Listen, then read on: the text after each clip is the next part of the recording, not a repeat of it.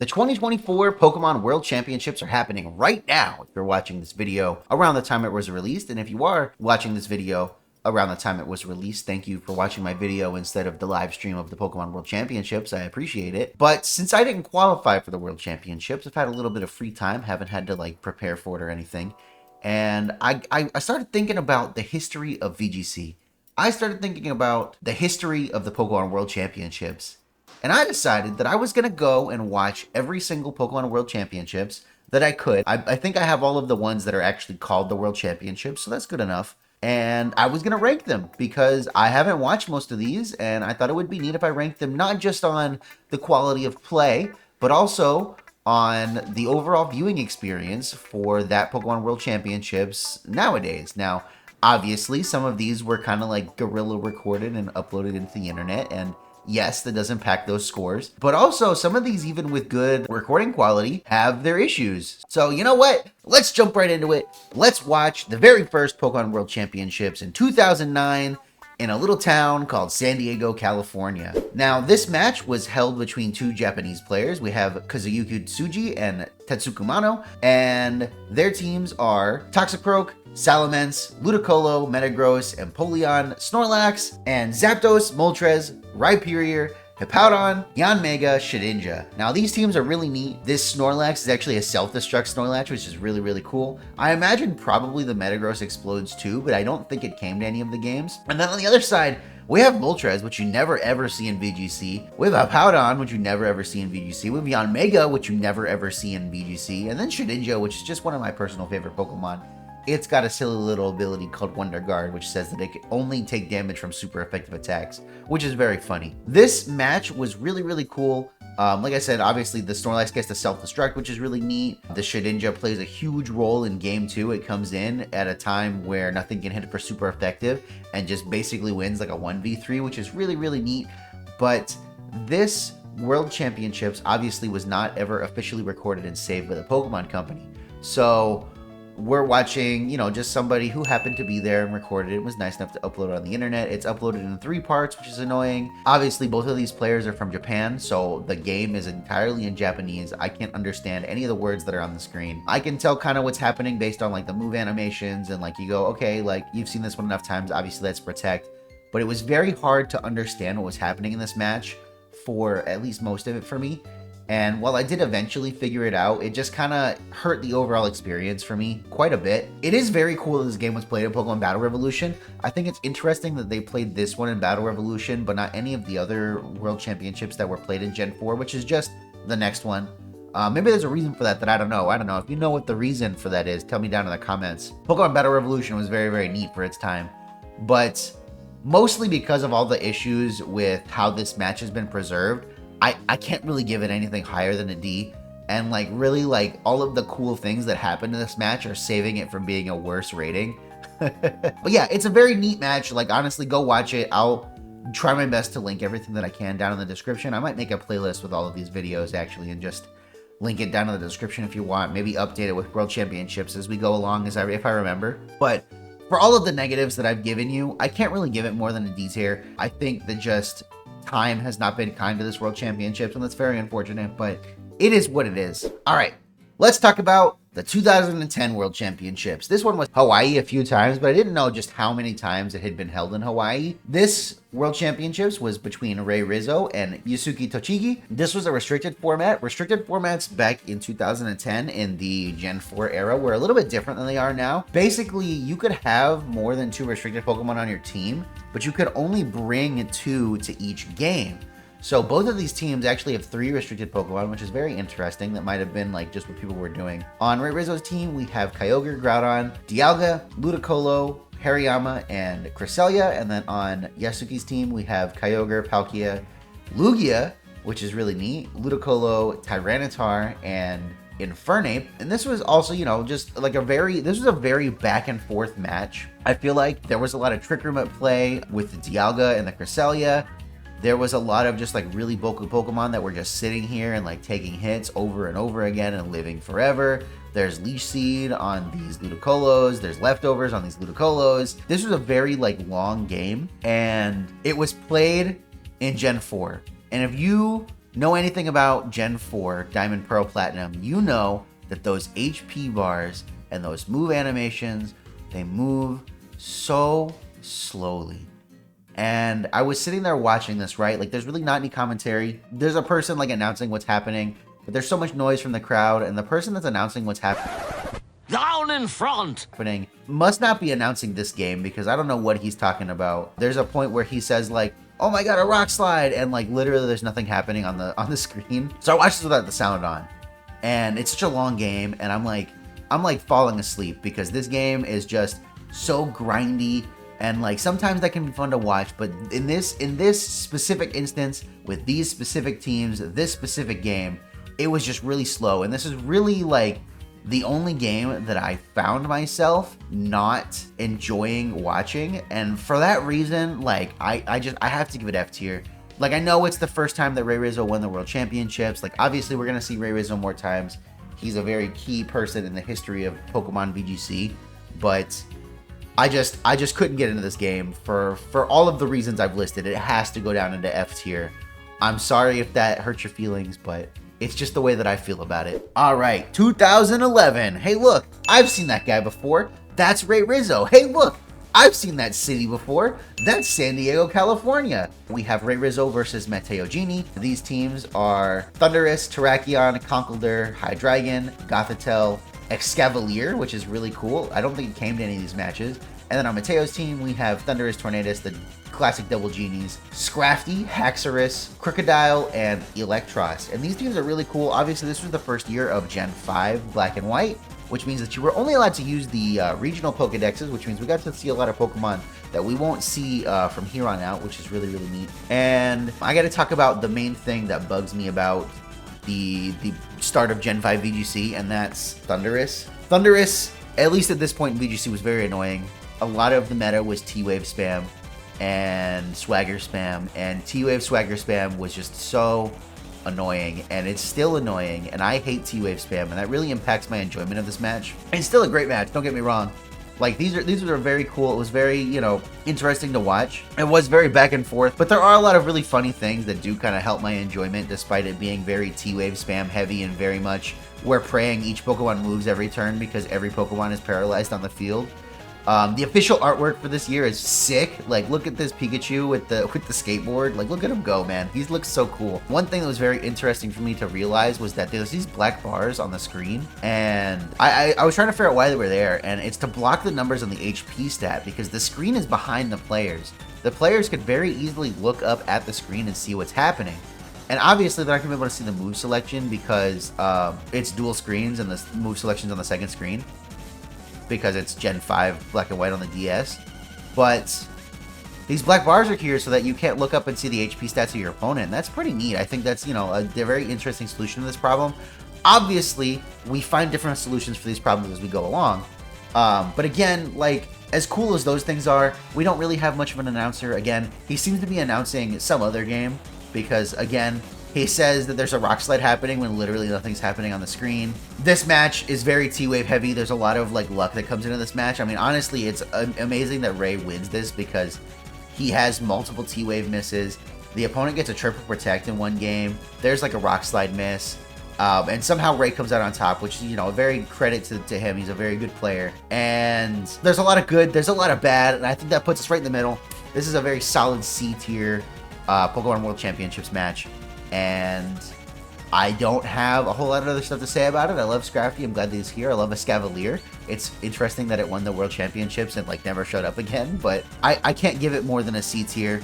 Oh, and also, can we talk about how this Thundurus is named Photosexy and they let that just be in the official match? That's super funny to me. All right, let's talk about 2012. Once again, we're in Hawaii. Wow, it's like we only get to be in San Diego or Hawaii.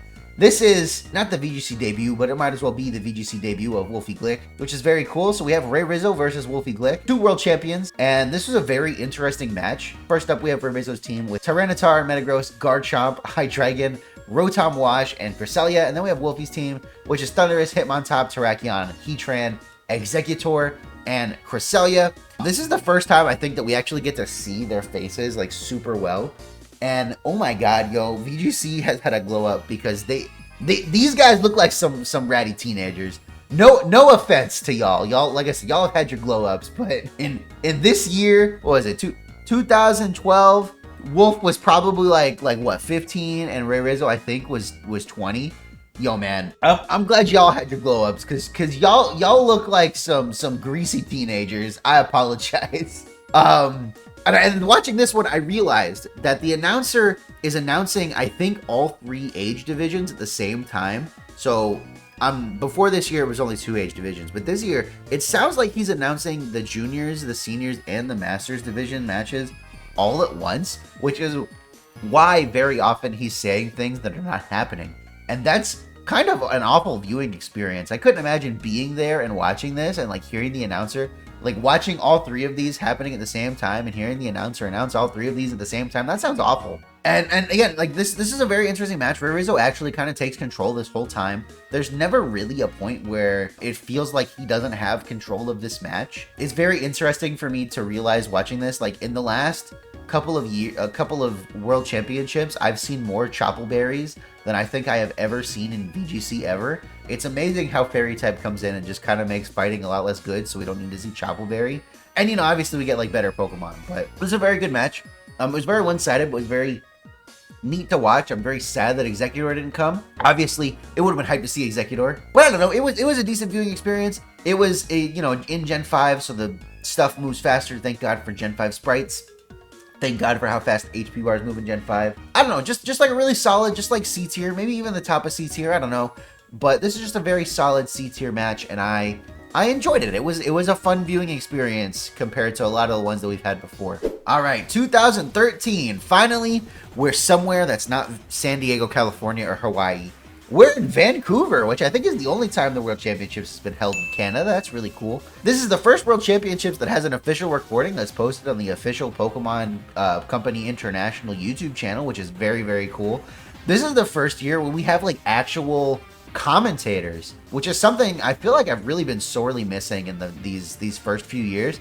Like yeah, there's the announcer, but he's just kind of saying, oh, that's Rock Slide. Oh, that's a critical hit. Oh, Ice Beam. Oh, that's a Trick Room. Like, he's not giving any like actual like commentary. He's just saying things that are happening. And this is the first year that we get commentary. And you know, honestly, like I've really, really missed it. And it's really nice to have this commentary. Watching this kind of feels like going back and watching my first YouTube video that I made when I was 16, which is still posted on this channel.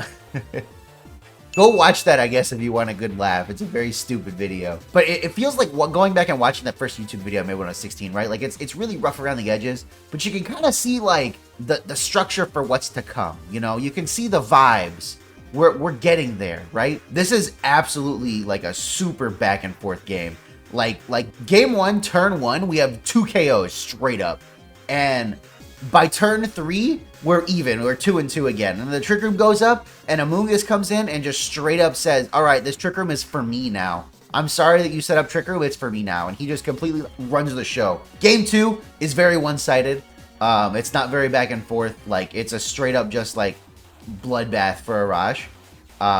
Huge shout out to my homie Mamoswine in game 1. Like, honestly, I love Mamoswine. It's very cool that I get to be a world champion because of this. Scarf Mamoswine coming in and just like absolutely decimating things is very, very cool. And like game 1, I didn't know who was gonna win for most of the game. Like I was like, oh, like Arash is gonna win. Oh, Ryosuke is gonna win. Oh, Arash is gonna win again. Like it was very, very like bombastic. Game 2 also very bombastic. It was, you know, like I said, very one-sided, but it was a very, very good match. And I really enjoyed watching this. Like the production quality going up, like just that little bit, like having the official recording. Having the commentators who are actually like giving us like insight into what's happening, like the plays they could be making, like what these people could be thinking is very, very, very good. And for me, that makes this an A tier match. I feel like this was very, very fun, and I really, really enjoyed watching this. A lot more compared to some of the other ones that I've watched. All right, next up is Worlds 2014, held in Washington, D.C. And oh my God, look at that Pikachu. That Pikachu looks like Homelander. I know Homelander actually does exist already when this comes out, but only in comic book form. Look at this Pikachu next to this Homelander and tell me that they are not best friends. Like, I saw it, and it was the first thing I immediately thought was, oh my god, what a patriotic Pikachu. He looks like Homelander. He's gonna commit unspeakable acts of violence. This is actually the first World Championships that I ever watched. So I've seen this one before, but I didn't remember as much of it as I thought I did. I guess I remembered watching Seijun Park make his way up through it. We have Seijun Park against Jody Azzarelli, which is a very cool match. Obviously, we have the Mega Gyarados. We have Pachirisu, the star of the team, decided after the fact. It's really just playing a supporting role here. We have Talonflame, we have Garchomp, we have Gothitelle, we have Gardevoir, which is really neat. On the other side, you know, we have the Mega Charizard, we have Mega Lucario, who I'm pretty sure I've never seen ever. Mega Lucario was a really neat pick for this. Tyranitar, Garchomp, Rotom-Mow, and then Salamence. These are very interesting Mega picks. I mean, I guess we didn't have... I don't think we had Mega Salamence until the Gen 3 remakes, right? So this is just a, like... Obviously, it's just a regular normal Salamence, which is really cool.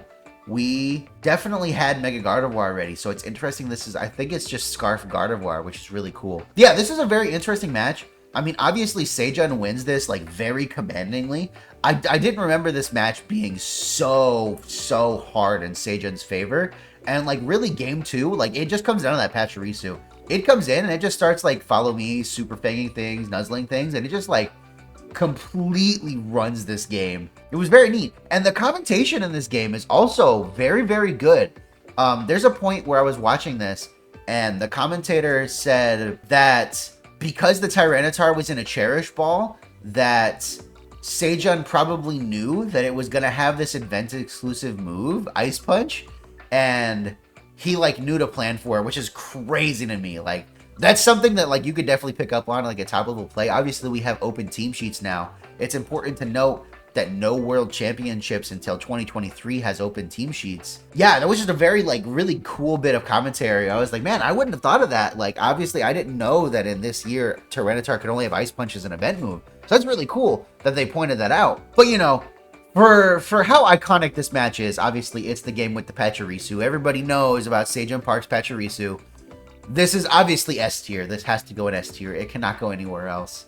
And also, it's a very good watch. I recommend that you go watch this match. This is a very important part of VGC history. All right, 2016 in Boston, Massachusetts. Pirate Pikachu is very funny as the artwork. We have two Japanese players again. We have Shona Hanami and Hideyuki Taida. These teams are very similar. This was basically the inception of Chalk this year. We've got, you know, the whole Chalk core here, I'm pretty sure, right? Cresselia, Heatran, Amoonguss, Landorus, Kangaskhan, yeah. The whole Chalk core here on one side, and then most of the Chalk core, except you have an Aegislash instead of Heatran on the other side. And I feel like these teams are so similar that the commentators really went out of their way to say, hey guys, like, I know these teams are really similar, but like they're actually really different. Like, they have different movesets. Like, we can talk about that, and they talk about that for like a hot minute. I think that's really funny, and obviously like it's very interesting to see them kind of acknowledge that, like, yeah, this year everybody's playing Chalk, but there's actually a lot of nuance in it, which is true. But it's funny to see them like call it out. Basically, this is peak Thundurus times. I do not believe that Thundurus did not get nerfed until the next generation after this. So this is T-Wave Swagger Thundurus at its absolute worst, and it really impacts my enjoyment of these games because these games, even more than the other Thundurus games, were very much decided by what happened with the paralysis and the confusion, and not a whole lot else. I mean, obviously there's a lot of play besides that, but the paralysis was huge, and like if the paralysis had gone the other way, the other person would have won, and there's really no way around it. The Thundurus stuff really weighed heavily into this, and it really affected my enjoyment of these games. Like, obviously, it was still a cool match to see. Like, it's still hype to go, oh my god, he got the T-Wave off, oh my god, he got the full pair of the T-Wave. And for all those reasons, I mean, it's not a bad match, but it's not like an amazing match. And I just have to put it in B tier. Like, it can't be an A tier match. Obviously, it was still a fun watch, but it wasn't like, it's not iconic. The teams are almost the same. And yeah, it sounds awful for me as a VGC player to play that. Obviously, I know that teams are going to be the same. It happens. But the Thundurus stuff was so important to this matchup that just like I couldn't find myself being hyped that somebody outplayed the other person, because it was just T-Wave happened and paralysis happened. It wasn't somebody actually got outplayed. So for me, this is only a B tier game. All right, let's jump into 2016. Obviously, this is the year that Wolfie Glick won, and it's a very iconic match. This is the year that lets him say he has world champ difference, and you know what? he can have it. It's okay.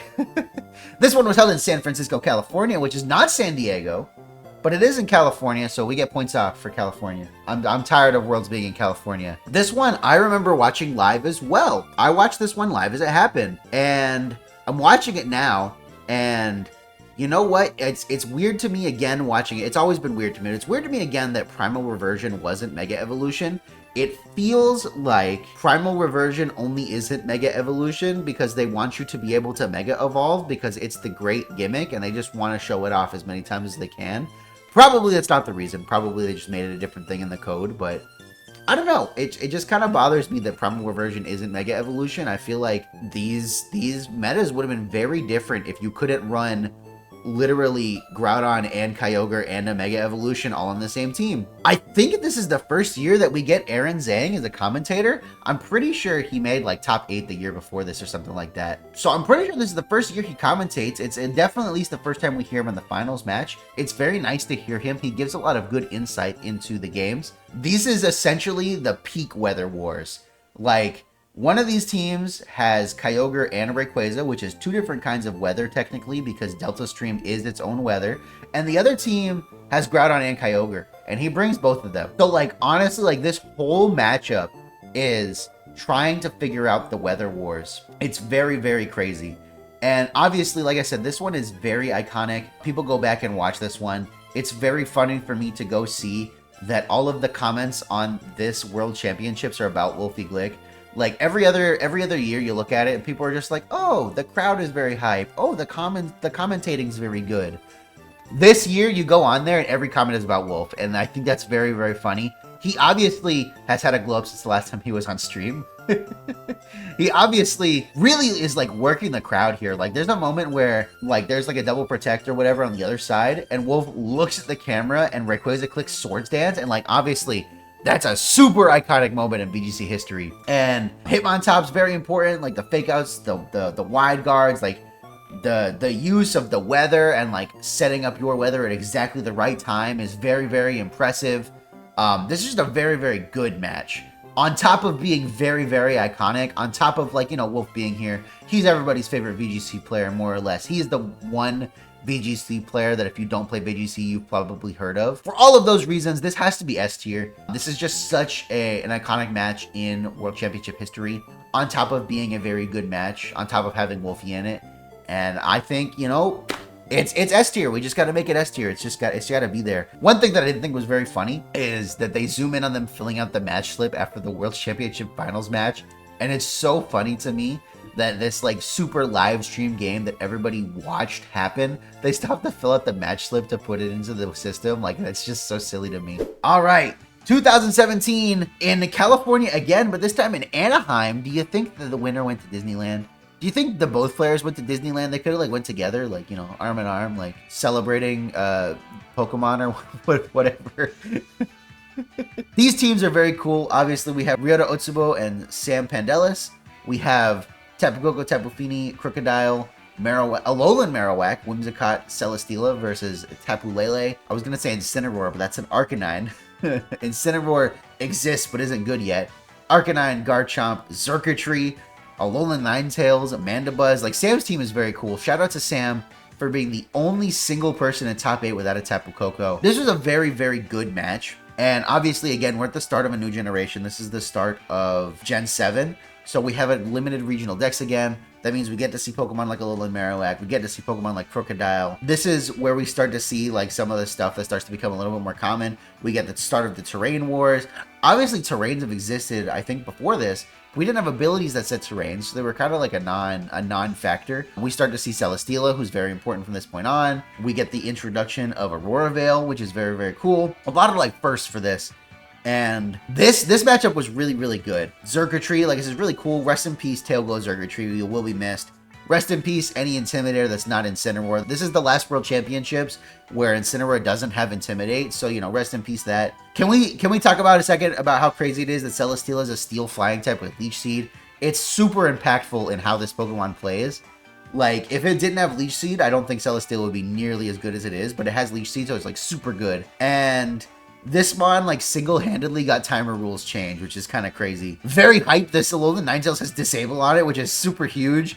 The Marowak has Brick Break, which feels like almost like super catered just to beat this other team with the Aurora Veil. Nature Power is a really cool move. If you don't know what Nature Power does, basically what move it is based on what the terrain is. So in electric terrain, it's basically Thunderbolt. In misty terrain, it's basically Moonblast. In psychic terrain, it's basically Psychic. And you can actually run Nature Power with a Normalium Z, and it becomes, you know, the type of whatever move it turns into on the terrain. So you get to have it be Twinkle Tackle if you're on misty terrain, etc., etc. Very, very cool thing that was able to be done in this generation specifically. And we don't really ever get Nature Power back, which is really sad. Honestly, like, game one goes so bad, it's amazing that Ryota is able to bring it back. Watching this whole match, like, I honestly, I don't know how Ryota won this. Like, both games started off super out of his favor, and somehow he wins the whole set. And I don't know how he did it. Like, it's honestly an amazing match to watch. I learned that the Prankster nerf was before Gen 8. I thought it was in Gen 8. Apparently it was in Gen 7. There's a point here where the Whimsicott goes for the Z Nature Power, and it fails because it targets down Mandibuzz, and it's a Prankster priority move because Nature Power is a status move. Another very cool interaction with Nature Power. It's a very neat move. I wish we had it back. But I guess they decided it wasn't being used the way that they wanted it to be, so they had to, you know, get rid of it. But yeah, this match goes to the top of A tier. It's not like iconic or anything. We can't give it S tier, but it is a very, very good match. It definitely deserves to be at the top of A tier if it doesn't deserve S tier. I feel like I'm rambling because I could go on about this match for a very long time. It was a very, very cool match. All right, next up we have 2018 in Nashville, Tennessee. Look at that country boy Pikachu with his guitar and his cowboy hat. Let's go. These teams are very, very cool. There's a Tapu Bulu on one of these teams. Tapu Bulu's never been good, but you know what? It made it to the World Championships, baby. Shout out to Emilio Forbes for bringing the Tapu Bulu to the World Championships. This one starts off with a bang, bro. The player intro happens, and there's legitimately country music playing. Emilio Forbes! And I laughed out loud. I was on my lunch break at work in the break room with other people, and I started laughing out loud at the country music intro. It was so funny to me. And straight up out of the bat, the team lead happens, and that game is chugging. You can tell that it is struggling to run these Pokemon. It is actually insane how hard this game is chugging right at the beginning. It does smoothen out, but, or maybe I just get used to it, I don't know. But that game is running at like half of its frames per second at the beginning. It's kind of crazy. Incineroar is here on both teams. Incineroar will be on every team forever from here on out. It has Intimidate now. This is a very good match. It is a very clean 2-0, but it's a very, very good match to watch. Like, there's a lot of good, like, interesting plays here. There's a lot of interesting dynamics between these Pokemon. Emilio's Gengar doesn't have a move that can hit Snorlax. It only has Shadow Ball as a damaging move. Conversely, Paul Ruiz's Snorlax only has Frustration as a damaging move. So it can't do any damage to the Gengar, which is very, very cool. It's very interesting. Rest in peace, Pinch Berries. This generation, they buff some berries to heal 50% of your HP when you have 25% or less HP. And if you have Gluttony, you get to eat it early. So Snorlax gets to click Belly Drum and then immediately go back up to full HP, which is very, very funny. And I feel like it's not even that broken. And I want it back because I don't know, I want Snorlax to be good again. Really, like, this is the, I mean, obviously besides Wolf in the Year with Rayquaza, he works at a crowd a little bit, but Paul Ruiz works this crowd, man. He is like looking at the crowd, he is like hyping them up, like, man, that crowd is hyped for him. It's like a crazy match. It's a crazy hype match. I really, really enjoyed watching this match. Obviously, it's a very one-sided 2-0. Emilio doesn't really get a chance to get going. But it's still a very interesting game. At the end there, I have no idea why Emilio clicked Substitute in front of the Incineroar that was at like -6 attack and had only been clicking Snarl when Snarl goes past the Substitute and was going to KO it after it gave up its HP for the Substitute. Maybe they were just hoping for a misplay. I mean, honestly, it was going to be very hard for them to win that game no matter what. But it was very weird. And that Substitute play at the end kind of brings the whole experience down for me because it's like, why did he do that at all? I think this is a very good game. It's not as hype of some of the other games. I put it at the top of B. You could convince me that this is an A tier game, but if for now, it goes to the top of B. All right, 2019, we're back in Washington, D.C., and our Pikachu isn't committing hate crimes this time. This match is between Naoto Mitsubishi and Hirofumi Kimura, and again, this is another restricted format. These teams aren't super similar, but they have a lot of similar concepts going on. I do believe that both of these teams have access to Tailwind and Trick Room, so the speed tiers are very, very murky. So yeah, a lot of this first game here is spent just trying to figure out what the speed tiers are between their Pokemon. Again, they both have that Primal Groudon. They both have some slower Pokemon, some faster Pokemon. Stag Attack is really cool. It didn't come. I didn't even realize it was on Naoto's team because it didn't come to any of the games. I'm looking at it now and like, oh, that's a Stag Attack. I like Stag Attack. I think Stag Attack is a cool Pokemon. I actually have a deck box from this World Championships. A friend of mine went and like brought them home and just let me have one, which is really cool. They cut this video really weird before they posted it on YouTube. Every other year they have like the player intro part of the video here, and this one literally starts already at team selection, which is very weird. There's no player intro. I don't know why they did that. It makes no sense to me. I realized while watching this that I have no idea how Ultra Burst works apparently. I didn't know until watching this that you could Ultra Burst without clicking Light That Burns the Sky. I thought you had to click Light That Burns the Sky to Ultra Burst. I didn't know that. And if you don't need to click Light That Burns the Sky to Ultra Burst, why couldn't we just have Necrozmium Z as an item anyway and use it just to Ultra Burst? Why can't we have Ultra Necrozma back? Make that make sense, because it doesn't make any sense to me. Now, this is a very close set, and like, obviously game 1 and is very, very close. Game 2, Naoto just kind of wins, but it didn't really draw me in. I don't know what the reason is. I was watching it and like, it was only kind of half keeping my attention. And for whatever reason, I just couldn't get drawn into this match. I really don't know what it was. Maybe it's because after game 1, after we know the speed tiers, like game 2 was kind of just really fast. And like, yeah, that happens sometimes, but it's really nice when it's a close set all throughout. Like I said, I don't really know what the reason is, but this one couldn't draw my attention in the same way for reasons that I can't really find. But it was a good match, but it wasn't a great match. I think it's just straight up C tier. It was a very just like run-of-the-mill average game. Like, this could have been played on any stage at any kind of event, I feel like. Does that make sense? I don't know. But for all of those reasons, I'm just going to throw it in C tier. I feel like, you know, it was a good game, but not a great game. But it wasn't a bad game. Kind of middle of the road. All right. So now we're going to skip a few years because we had the 2020 World Championships and the 2021 World Championships, both canceled due to COVID. Rest in peace, those World Championships. So we're going to go ahead and pick up at 2022, which is the only World Championships that was held in Pokemon Sword and Shield. Very sad that it had to be the only one because I feel like we would have gotten some really, really hype World Championships, some really good, like, different meta development if we had World Championships in those other ones. So we go basically back-to-back restricted formats. Restricted formats are cool, they're flashy, but from a competitive Pokemon player's perspective, they're not always very interesting. This is by far the highest production quality one we've watched so far. It's a very, very polished, like, experience. We have like the special setup for the stream match where we're not like following one player necessarily, but it's kind of like both players at the same time, which is really cool.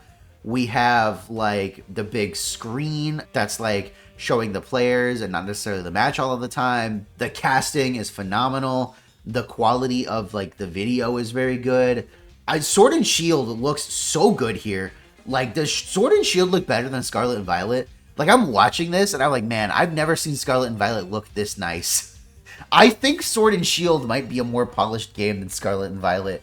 And I don't even think that's a hot take. And I'm wondering if maybe those 2 years that we missed kind of led into this better experience.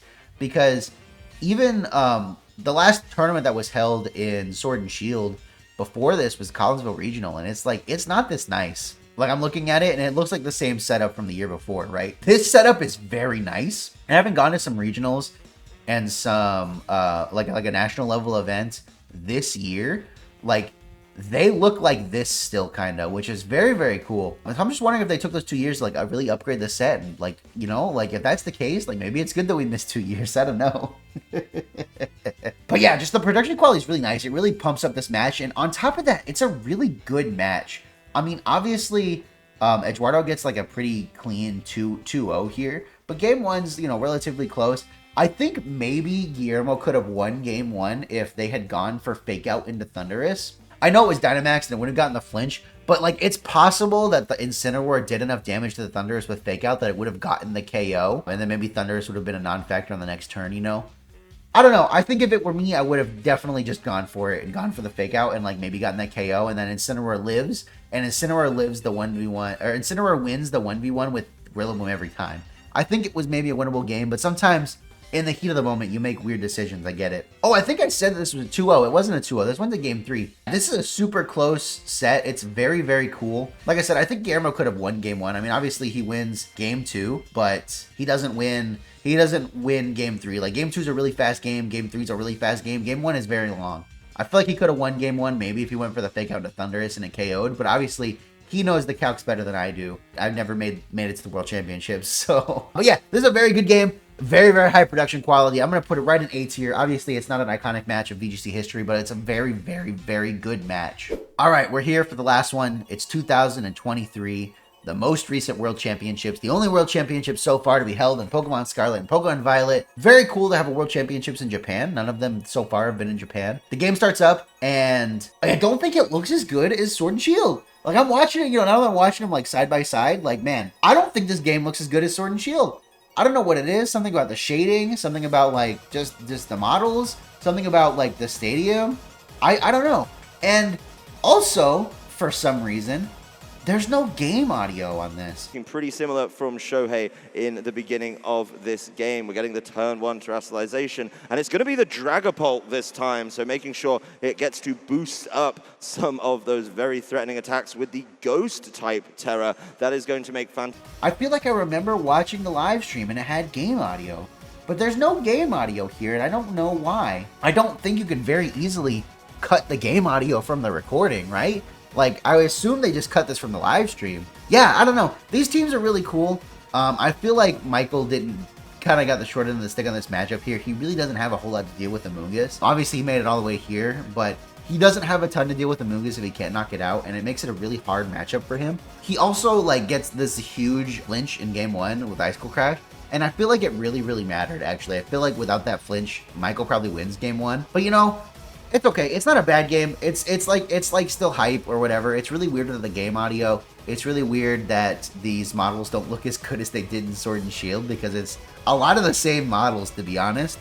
But for whatever reason, I mean, maybe it's just the lack of game audio. Maybe it's the fact that it was a very clean 2-0. Michael seemed to have a very hard time into this team. I didn't get sucked in that much. I think this one has to go C tier. As excited as I am to see Michael Derbest here, he's a very interesting player. I don't think I can rate this higher than C. I don't think it's a great match at all. I think it's just an okay match, and I think this is where it belongs. And that's it. That's all of the Pokemon World Championships. Let's look back down at the list. There it is. Do you agree with these decisions that I've made? I don't know. This was very hard for me. It's very hard to judge the quality of a VGC match because every match is so different, And yeah, I really tried my best. Hopefully I did a good job. I'm sure, somebody with better production quality will come along and make a better version of this.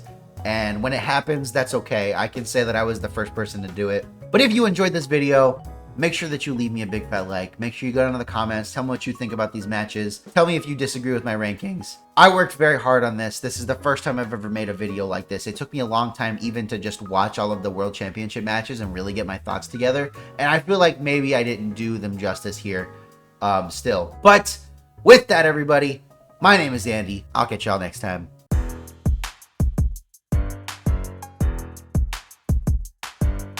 Once upon a time, man, I heard that I was struggling. Came from a gym where power creep wasn't coming in. Face long, stats tight, defense up, shack height. Sturdy on me, sash like, got that TM last night. Hit me with that good move, make this mount act right. Bast boys, better hit that builder. I know that's right. Big Bast busting out these body presses, bout to buy a body bag and